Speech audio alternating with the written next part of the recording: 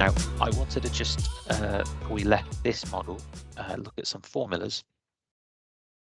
So in particular, we have best guess penalty fees, and also we have the legal costs.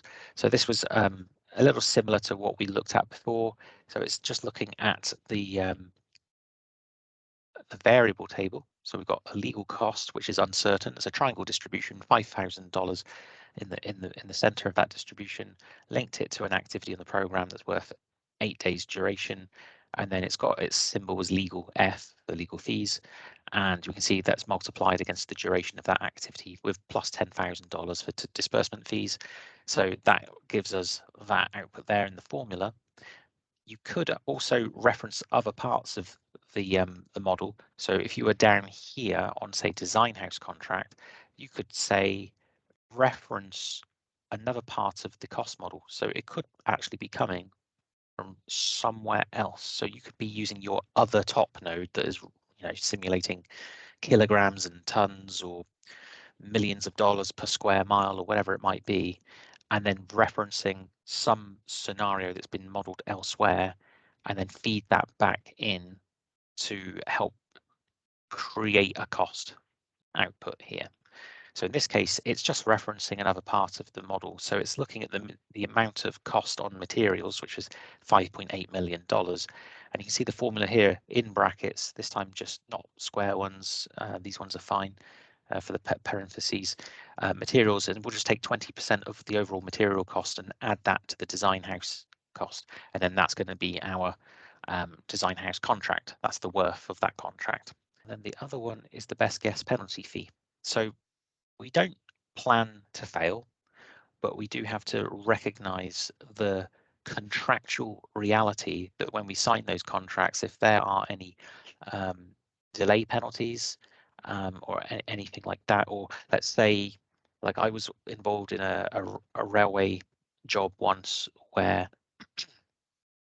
if we couldn't get the track created in time, then the brand new trains that were being created for said track would have to be held in storage somewhere.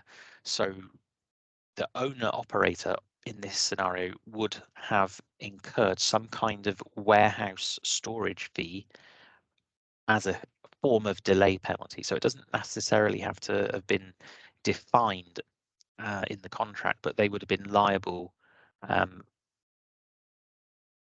for an uncertain amount of penalties because they're not sure what the person who's building the trains to go on the tracks is going to charge them. They don't know what the costs of looking after these things in warehouses is going to be necessarily. So it's kind of open-ended. So you might want to define a variable back on the variables table, like in this example here, uncertain daily damages. It could be 1,000 a day, 1,000,000 a day, 10 million a day, who knows? And then you could create a distribution based on what it could be, lower end, upper end, maybe use a tri-gen distribution for this one. And then what kind of confidence do you have about the upper and the lower limits of that? Because you might not know for sure. So you can always use historical projects as a good guess, as a good starting point. So you might be 90% confident that it won't be any higher than 2,000, but you recognize that it could be. So 2,648 is what it's extrapolating up towards. And if you put 0 on the other end, then it caps it at 100. So it won't go below 100. So it's a useful tip for some of you. So that's my delay penalty or my damages, uncertain damages. So it says here that it's a grey box, that's also going to be using a formula, and therefore it's not going to calculate any cost in our deterministic plan because we plan to succeed, we plan to finish on time.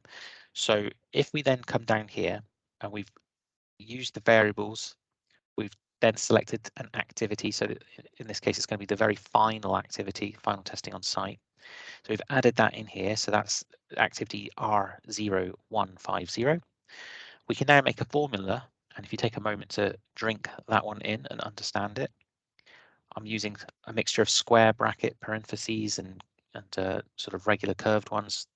It's worth recognizing that because we're referencing not only a particular activity from the symbol here, R0150, full stop, early finish, or it could be It could be anything else if you wanted it to, but that's what I'm doing in this example. So if the early finish date of that activity goes beyond this date articulated here, which I've defined, because maybe that's in the contract somewhere, then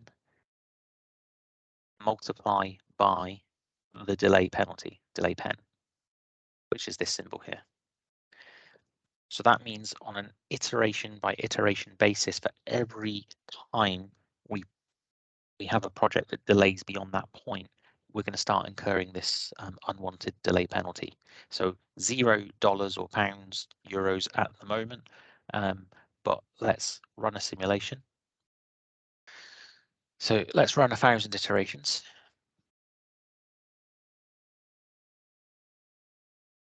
And then if we go to our scatter plot, one of the things you can do to check whether or not this is behaving as you'd expect in terms of the formula, you could find on the other axis, in this case, where the cost is going to be.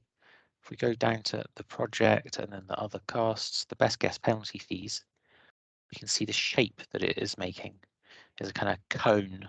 So we've got the, if you can imagine each iteration that was delayed and triggered on a cost of the delay penalty itself. So we can see that this cost was $12,483, where one over here is $104,000 delay penalties. There's one all the way up here, which is $667,000 and so forth.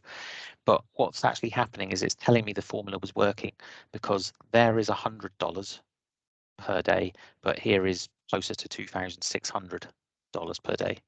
So that variable is sampling in the variable table, and then there is the length of delay going on that other axis.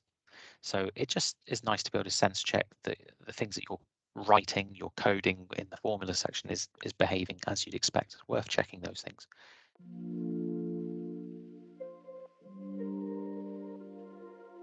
So that was an introduction to creating delay penalties in your cost module using formulas. If you want an alternative method that's perhaps a little more visual or visually engaging with your team because we put it into the schedule itself, then head over and skip to video 25, where we cover that off as an alternative method to calculating the delay penalties. Otherwise, the next video in this series, I'm going to give you a few thoughts on some, resource loaded schedules versus what we're doing here in the cost module.